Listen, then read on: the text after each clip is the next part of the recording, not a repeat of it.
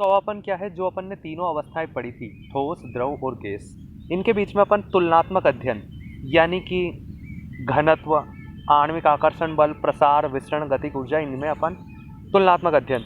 जैसे घनत्व, तो सबसे ज्यादा घनत्व होता है ठोस का और सबसे कम होता है गैस का। द्रव हमेशा बीच में ही रहता है। आणविक आकर्षण बल ठोस में सबसे ज्यादा रहता है, गैस में सबसे कम रहता है। प्रसार गैस में सबसे ज्यादा, ठोस में सबसे कम। विसरण गैस का सबसे ज्यादा, ठोस का सबसे कम। गतिज ऊर्जा गैस की सबसे ज्यादा, ठोस की सबसे कम। आंतरिक आणविक स्थान यानी बीच में जो खाली जगह है वो गैस में सबसे ज्यादा, ठोस में सबसे कम। ठीक है। अब एक त्रिक बिंदु नाम से स्पष्ट है, त्रिक यानी कि तीन, जहां पर तीनों अवस्थाएं हमें देखने को मिले। वैसा तापमान जिस पर ठोस, द्रव तथा गैस तीनों अवस्थाएं एक साथ मिलती हो उसे हम त्रिक बिंदु कहते हैं। अवस्था मिलती है? बिल्कुल मिलती है। एक एक टेम्परेचर रहता है जिसमें हमें बर्फ भी मिलता है, बर्फ पानी में भी कन्वर्ट होता रहता है और वहाँ पर वाष्प भी मिलती है पानी की, तो वो त्रिक बिंदु हमें पानी में देखने को मिलता है। प्लाज्मा के बारे में और कुछ जान लेते हैं। तो पदार्थ की चौथी अवस्था याद रखना, चौथी प्लाज्मा है। अत्यधिक तापमान और ऊर्जा युक्त वाली अवस्था है, सूर्य एवं तारों में पाई जाती है। गैसीय अवस्था है, गैसें आयनिक रूप में पाई जाती है। बोस-आइंस्टीन कंडेंसेट पदार्थ की पांचवी अवस्था है। आयनिक यानी कि उसमें वो आयनों में कन्वर्ट हो जाएंगे, A+, B-, C+, ऐसे मिलेंगे जितनी भी गैस है। जैसे ऑक्सीजन है तो ऑक्सीजन O-, ऐसे मिलेगा अपने को ऑक्सीजन। बोस-आइंस्टीन कंडेंसेट पदार्थ की पांचवी अवस्था है। अत्यधिक निम्न तापमान वाली अवस्था है, यह ठोस अवस्था है, ठोस सॉलिड है। परम शून्य तापमान -273 डिग्री सेल्सियस पर यह हमें देखने को मिलती है। अब अपन दूसरा टॉपिक देखते हैं, परमाणु संरचना। तो परमाणु संरचना का जनक कहा जाता है जॉन डाल्टन को। किनको? डाल्टन को। सर्वप्रथम महर्षि कणाद ने, भारतीय थे ये, इन्होंने बताया था कि प्रत्येक पदार्थ अत्यंत छोटे छोटे और अविभाज्य कणों से मिलकर बना होता है, जिन्हें इन्होंने नाम नहीं दिया, बस इतना बोला था। यानी सबसे पहले परमाणु की जो कॉन्सेप्ट इन्होंने दिया था, इस अविभाज्य कण को डाल्टन ने परमाणु नाम दे दिया, इसलिए परमाणु संरचना का जनक डाल्टन को कहा जाता है। लेकिन इनसे कई सौ साल पहले महर्षि कणाद जाके बोल चुके थे। लेकिन परमाणु वर्तमान में अविभाज्य नहीं है। डाल्टन ने भी कहा था अविभाज्य है, महर्षि कणाद ने भी कहा था अविभाज्य है, लेकिन वर्तमान में इसे विभाजित किया जा चुका है। और परमाणु को दो भागों में हम बांटते हैं, जो भी उन्हें डिवाइड करते हैं उसके भागों को। तो एक होता है स्थायी मूल कण, यानी जो उससे निकलता है उससे एक होता है स्थायी मूल कण और एक होता है अस्थायी मूल कण। स्थायी मूल कण इलेक्ट्रॉन, प्रोटॉन और न्यूट्रॉन होते हैं, जबकि अस्थायी मूल कण में मेसान, पॉजिट्रॉन, न्यूट्रॉन ये होते हैं। ये बाद में पढ़ेंगे। परमाणु को एंगस्ट्रॉम में मापा जाता है, यानी परमाणु कितना, परमाणु उसकी लंबाई चौड़ाई कितनी है, तो उसे एंगस्ट्रॉम में मापा जाता है। और एक एंगस्ट्रॉम बराबर होता है 10⁻⁻10 मीटर। एक एंगस्ट्रॉम बराबर 10⁻⁻10 मीटर। वही जो नाभिक रहता है, नाभिक उससे भी छोटा है, यानी उससे भी छोटी यूनिट हमें चाहिए, तो नाभिक को हम फर्मी में मापते हैं। तो परमाणु के नाभिक को हम फर्मी में मापते हैं और एक फर्मी बराबर होता है 10⁻⁻15 मीटर। न्यूट्रॉन और प्रोटॉन को संयुक्त रूप से न्यूक्लियॉन कहा जाता है। तो न्यूक्लियॉन में क्या क्या शामिल है? न्यूट्रॉन और प्रोटॉन, जो कि केंद्रक में स्थित होते हैं, इलेक्ट्रॉन नहीं शामिल। सर्वप्रथम परमाणु मॉडल जे थॉमसन ने किया था। परमाणु संरचना का जनक जॉन डाल्टन। परमाणु मॉडल सबसे पहले किसने दिया? J Thomson. और इन्होंने तरबूज सिद्धांत दिया था। बोले जैसे अपन तरबूज को काट के देखते हैं तो उसमें जो अलग अलग बीज रहते हैं वैसे इलेक्ट्रॉन बिखरे हुए रहते हैं, ऐसा उन्होंने कहा था। किसने? जे थॉमसन ने। लेकिन सबसे फेमस जो हुआ वो रदरफोर्ड का परमाणु मॉडल हुआ। रदरफोर्ड ने अल्फा किरणों की बौछार की। किस पे? एक चांदी का परमाणु लिया, उसकी चादर बनाई और उस पर अल्फा किरणों की बौछार की, और अल्फा किरण के जरिए इन्होंने परमाणु मॉडल दिया। इनका परमाणु मॉडल क्या था कि जो किरणें सीधे निकल जाती हैं उनसे स्पष्ट होता है कि परमाणु का अधिकांश भाग खोखला होता है। लगभग 90% अल्फा किरणें क्या होती हैं? सीधे निकल जाती हैं, और अल्फा किरणों पे पॉजिटिव चार्ज रहता है। ये याद रखना, अल्फा किरणों पे क्या रहता है? Positive charge. तो अधिकांश किरणें बाहर निकल गई, उससे पता चला कि परमाणु खोखला होता है। कुछ किरणें यानी लगभग 9%, 100% में से विक्षोभित हो गई, यानी कि अपने अपने मार्ग से विक्षोभित हो गई, जो कि नाभिक के पास वाली किरणें थी। इससे पता चलता है कि नाभिक में कुछ ना कुछ पॉजिटिव चार्ज है, क्योंकि समान आवेशों में प्रतिकर्षण और विपरीत आवेशों में आकर्षण होता है। क्योंकि अल्फा किरणें पॉजिटिव है, यानी कुछ ना कुछ नाभिक में पॉजिटिव है, जिससे वो दूर भाग गई। चूंकि अल्फा किरणें धनात्मक होती है, इससे स्पष्ट होता है कि नाभिक धनात्मक होता है। जो किरणें सीधे नाभिक से टकराई वो वापस लौट आई। इससे पता चलता है कि नाभिक सॉलिड है, ठोस है, और प्लस पॉजिटिव भी है, क्योंकि उनने प्रतिकर्षित कर दिया। तो 3 चीजें पता चल गई।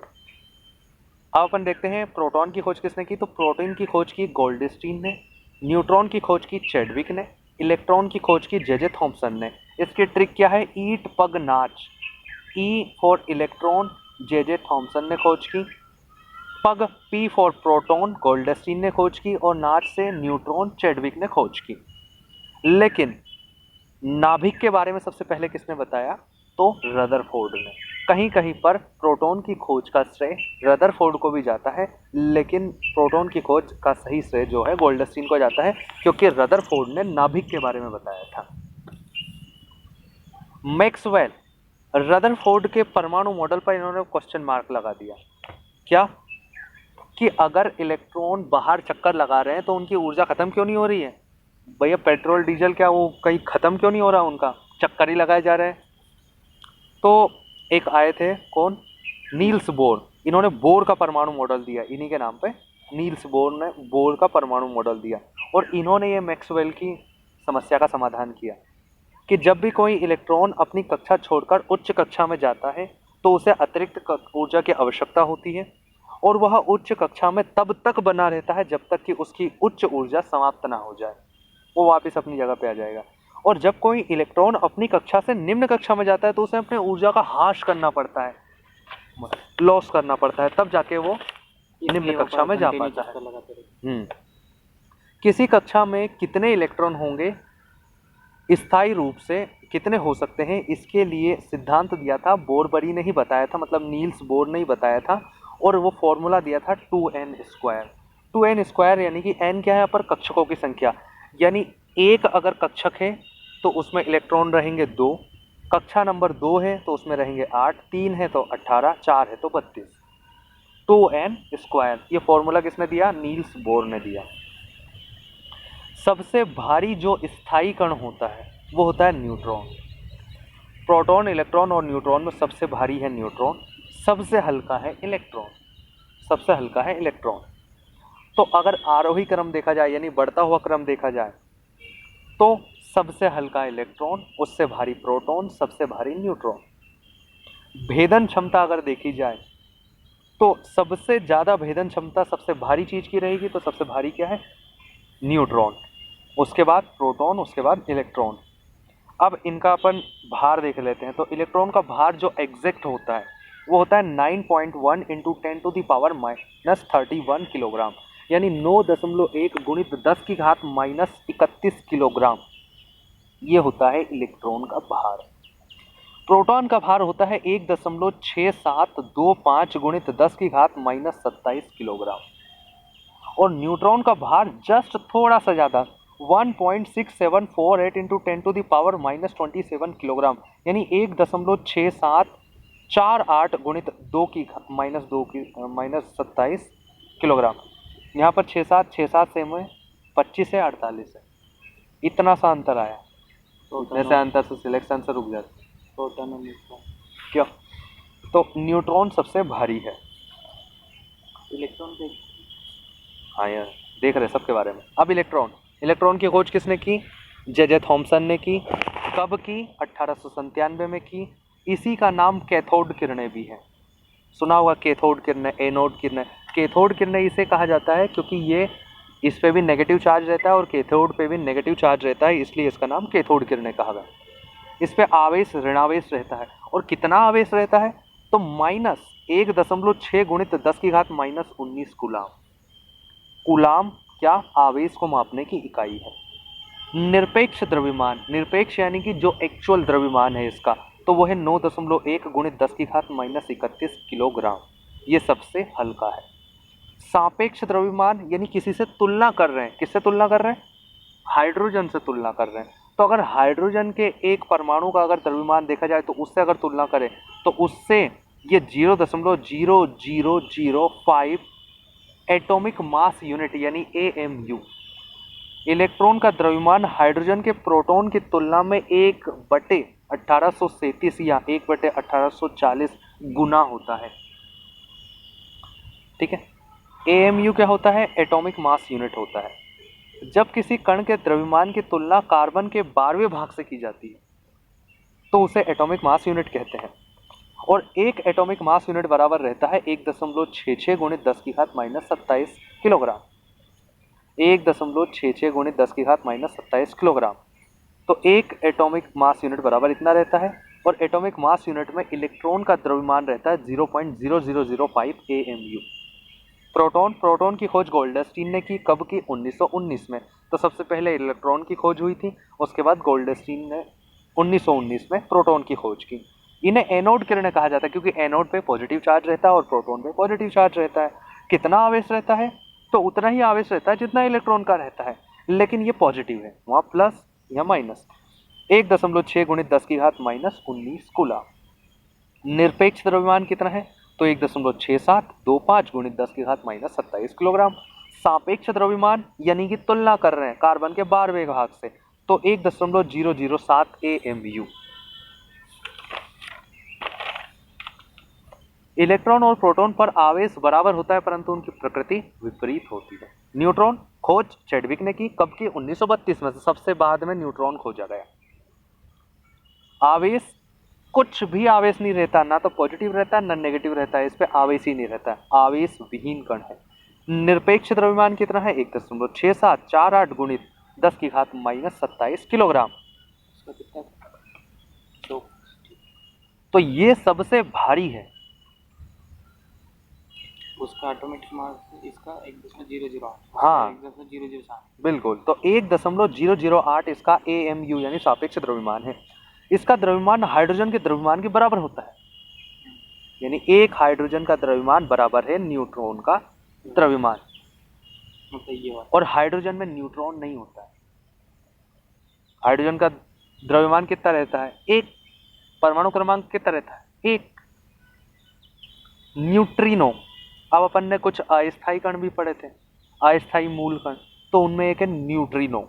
न्यूट्रिनो इसकी खोज पाउली ने की थी। इसमें ना तो कोई द्रव्यमान रहता है ना कोई आवेश रहता है। न्यूट्रिनो की खोज पाउली ने की। पॉजिट्रॉन, ये इलेक्ट्रॉन का प्रतिकण है। प्रतिकण यानी कि जिसका द्रव्यमान, आवेश सब कुछ बराबर हो लेकिन प्रकृति विपरीत हो, तो इसे E+ से दर्शाते हैं। यह इलेक्ट्रॉन का प्रतिकण है। इसकी खोज एंडरसन ने की। इसमें द्रव्यमान और आवेश इलेक्ट्रॉन के बराबर ही रहता है, सेम, लेकिन प्रकृति विपरीत रहती है। इलेक्ट्रॉन की माइनस इसकी पॉजिटिव। जब दो प्रतिकण एक दूसरे की ओर गति करते हैं तो एक दूसरे को नष्ट कर देते हैं। मेसॉन, ये भी एक अस्थायी मूलकण है, यूकोबा ने खोजा था इसको। और बोसान, सत्येंद्र नाथ बोस ने खोजा था। तो बस खोज करता याद रखना है। न्यूट्रिनो की खोज पाउली ने की, पॉजिट्रॉन की खोज एंडरसन ने की, पॉजिट्रॉन की खोज एंडरसन ने की, मेसान की खोज यूकोबा ने की, बोसान की खोज सत्येंद्र नाथ बोस ने की। हिग्स बोसान, हिग्स बोसान को गॉड पार्टिकल के नाम से भी जानते हैं। सत्येंद्र नाथ बोस ने ही इसकी खोज की थी, बताया था इसके बारे में। अब कुछ कॉन्सेप्ट हैं, जैसे परमाणु क्रमांक क्या होता है, परमाणु भार क्या होता है। तो परमाणु क्रमांक, एटॉमिक नंबर जिसे अपन बोलते हैं, इसे Z से दर्शाते हैं। किससे दर्शाते हैं? Z से। और मोसले ने अपनी आवर्त सारणी को बनाने में इसी को आधार लिया था, परमाणु क्रमांक। परमाणु क्रमांक। परमाणु में उपस्थित प्रोटॉनों की संख्या को हम परमाणु क्रमांक कहते हैं। खास बात क्या है कि परमाणु में प्रोटॉनों की संख्या और इलेक्ट्रॉनों की संख्या सेम रहती है। यानी अगर किसी में परमाणु मतलब इलेक्ट्रॉन 4 है तो उसमें प्रोटॉन भी 4 ही रहते हैं। लेकिन फिर भी हम परिभाषा अनुसार या कॉन्सेप्ट अनुसार हम ये नहीं कह सकते कि किसी पदार्थ का परमाणु क्रमांक उसके इलेक्ट्रॉन की संख्या है। क्यों? क्योंकि इलेक्ट्रॉन एक आवारा कण है, वो कभी भी बाहर चला जाता है, अंदर आ जाता है। लेकिन प्रोटॉन कभी भी ना बाहर आएगा ना, मतलब वो निश्चित रहेगा, इसके लिए तो परमाणु में उपस्थित प्रोटॉनों की संख्या को हम परमाणु संख्या कहते हैं, इसे जेड से दर्शाते हैं तथा हमें तत्व के लेफ्ट में नीचे की ओर लिखते हैं, लेफ्ट में नीचे की ओर। तो हमेशा इसे कहाँ लिखते हैं? नीचे। जेड कहाँ आता है अल्फाबेट में? नीचे। सबसे लास्ट में, नीचे। जैसे आर्गन का परमाणु क्रमांक 18 है तो इसका एटॉमिक नंबर Z बराबर 18 होगा। Proton is equal two electron होता है लेकिन फिर भी Z is equal two electron नहीं होगा। ऐसा इसलिए क्योंकि इलेक्ट्रॉन एक आवारा कण है, यह कम या ज्यादा हो सकता है। परमाणु भार, एटॉमिक मास, इसे A से दर्शाते हैं और भार हमेशा कहाँ उठाते हैं अपन? सिर पे। और A कहाँ होता है अल्फाबेट में? हमेशा ऊपर। तो इसलिए हम परमाणु भार को जो अपना संकेत रहता है तत्वों का, उसे हम ऊपर लिखते हैं परमाणु भार को। तो परमाणु के नाभिक में उपस्थित प्रोटॉन और न्यूट्रॉन की संख्या के योग को हम परमाणु भार कहते हैं, क्योंकि परमाणु का जितना भी भार रहता है वो उसके नाभिक में केंद्रित रहता है। और नाभिक में दो ही चीजें, एक प्रोटॉन है और एक न्यूट्रॉन है। तो उन दोनों को अगर जोड़ देंगे तो परमाणु का भार निकल जाएगा। इसे A से दर्शाते हैं और A बराबर रहता है प्रोटॉन प्लस न्यूट्रॉन, यानी A बराबर हम Z प्लस N भी लिख सकते हैं। यानी अगर परमाणु संख्या में हम न्यूट्रॉन जोड़ दें तो भी परमाणु भार निकल जाएगा, क्योंकि परमाणु संख्या का मतलब क्या है? प्रोटॉन। जैसे आर्गन, तो आर्गन का परमाणु क्रमांक 18 लेकिन परमाणु भार 40 है, यानी आर्गन के लिए Z बराबर 18 और A बराबर 40 होगा। न्यूट्रॉनों की संख्या इसमें हो गई 22। परमाणु भार को हमेशा ऊपर लिखा जाता है क्योंकि भार हमेशा सिर पे उठाते हैं अपन, ठीक है, और A से दर्शाते हैं। अब न्यूट्रॉन ज्ञात करना। हाँ, न्यूट्रॉन। तो ऊपर माइनस नीचे, ऐसे याद रख सकते हैं, ऊपर माइनस नीचे, या A माइनस जेड, या फिर परमाणु भार माइनस परमाणु क्रमांक, कुछ भी बोलो। तो यदि परमाणु भार यानी प्रोटॉन और न्यूट्रॉन में से परमाणु क्रमांक यानी प्रोटॉन को गायब कर दें तो बचेगा क्या? न्यूट्रॉन। खत्म। जैसे सोडियम का परमाणु क्रमांक 11 है, परमाणु भार 23 है। अगर इसमें बोला जाए A बराबर क्या है? 23, Z बराबर क्या है? 11। प्रोटॉन कितने हैं? तो जितना परमाणु क्रमांक यानी 11। इलेक्ट्रॉन कितने हैं? जितने परमाणु क्रमांक है उसका 11। इसमें न्यूट्रॉन कितने हैं? तो ऊपर माइनस नीचे, यानी परमाणु भार माइनस परमाणु क्रमांक, यानी कि A माइनस Z 12। ठीक है, लेकिन अगर यहाँ पर होता है Na प्लस तो वहाँ पर इसका परमाणु प्रोटॉन 11 ही रहता, Z बराबर 11 ही रहता है, लेकिन इलेक्ट्रॉन हो जाता 10। क्यों? क्योंकि एक इलेक्ट्रॉन जा चुका है। Na प्लस का मतलब क्या है? एक इलेक्ट्रॉन गायब हुआ, जब ही तो एक प्लस चढ़ा, वही चीज। अब अपन देखते हैं संभारिक, समस्थानिक, आइसोटोप, आइसोबार क्या होता है। देखो, बार मतलब अपन पढ़ते हैं, बार मतलब होता है भार। समभारिक हिंदी में तो स्पष्ट है। आइसोबार, आइसो यानी कि एक जैसा, एक जैसे भार वाले ऐसे तत्व जिनके परमाणु भार यानी A बराबर हो, उसे हम बोलते हैं समभारिक। जैसे कैल्शियम 40 और आर्गन 40। कैल्शियम और आर्गन का परमाणु भार समान होता है, तो इन्हें हम क्या बोलते हैं? समभारिक। तो ऐसे तत्व जिनके परमाणु क्रमांक भिन्न हो लेकिन परमाणु भार समान हो, उन्हें हम समभारिक या आइसोबार कहते हैं। एक होता है समस्थानिक, आइसोटॉप। समस्थानिक, आइसोटॉप, और आइसोटॉप में लास्ट में क्या आया? P। आइसोटॉप P, तो आइसोटॉप P फॉर प्रोटॉन, यानी जिनमें प्रोटॉन की संख्या बराबर हो। तो जिन तत्वों में प्रोटॉनों की संख्या समान होती है, यानी जिनका परमाणु क्रमांक समान होता है, यहाँ पर हम बिल्कुल नहीं कहेंगे कि जिनमें इलेक्ट्रॉनों की संख्या समान हो। इलेक्ट्रॉनों की संख्या भी समान होती है उनमें, लेकिन हम इलेक्ट्रॉनों की संख्या नहीं बोलेंगे। प्रोटॉनों की संख्या जिनमें समान हो उन्हें हम बोलेंगे समस्थानिक, आइसोटॉप, यानी P is equal to P जिनमें हो, Z is equal to Z यानी परमाणु क्रमांक बराबर हो। चूंकि आवर्त सारणी में तत्वों के स्थान Z यानी परमाणु क्रमांक के आधार पर आवंटित है, इसलिए Z समान होने पर स्थान समान हो जाते हैं। यानी कि आवर्त सारणी में जो हमने स्थान दिया है वो किस आधार पर दिया? परमाणु क्रमांक। और यानी परमाणु क्रमांक समान है, यानी उनके स्थान समान हो गए, इसलिए नाम दे दिया समस्थानिक, यानी एक ही स्थान पर बैठने वाले। आइसोटॉप, ठीक है। जैसे कि कार्बन 12 और कार्बन 14, इसमें परमाणु भार अलग अलग है लेकिन दोनों का ही परमाणु क्रमांक 6 है। ऐसे ही हाइड्रोजन का फर्स्ट, प्रोटियम, ड्यूटेरियम और ट्राइटियम, इन तीनों में ही परमाणु भार अलग अलग होता है, लेकिन तीनों का परमाणु क्रमांक एक ही होता है।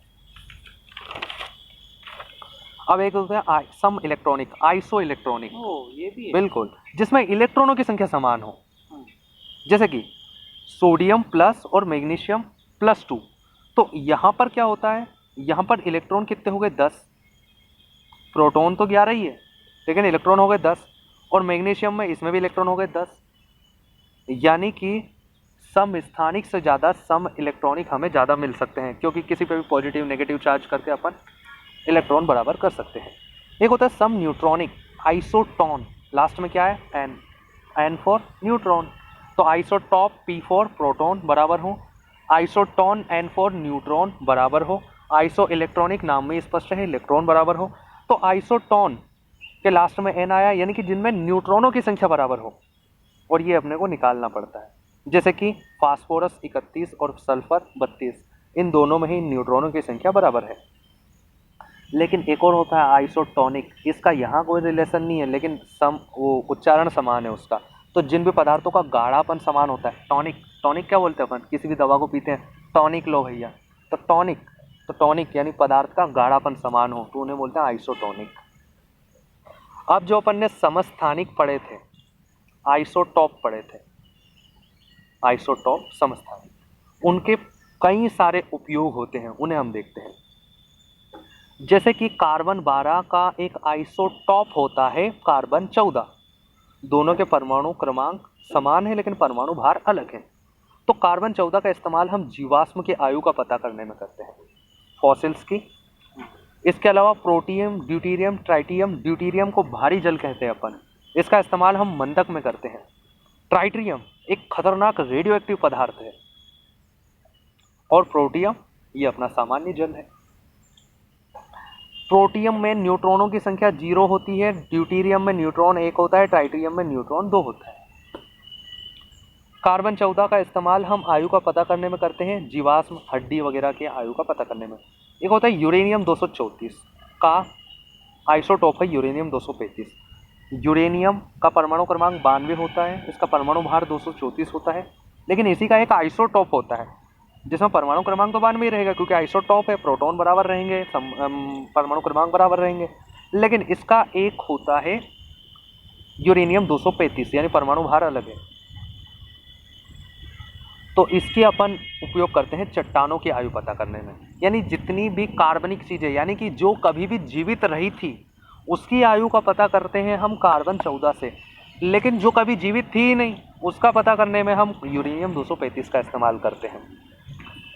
आयोडीन 131 ये भी एक आइसोटॉप है, यानी कि समस्थानिक है। घेंगे रोग में इसका उपचार होता है, घेंगे रोग के उपचार में इसका इस्तेमाल करते हैं। एक होता है आयरन 59, इसका इस्तेमाल हम एनीमिया रोग को दूर करने में करते हैं। एक होता है आर्सेनिक 34, इसका इस्तेमाल हम कैंसर के इलाज में करते हैं। हाँ 74। कोबाल्ट 60, इसका इस्तेमाल भी हम कैंसर के उपचार में करते हैं। कैल्शियम 27, रक्त के थक्के की जांच में हम इसका इस्तेमाल करते हैं।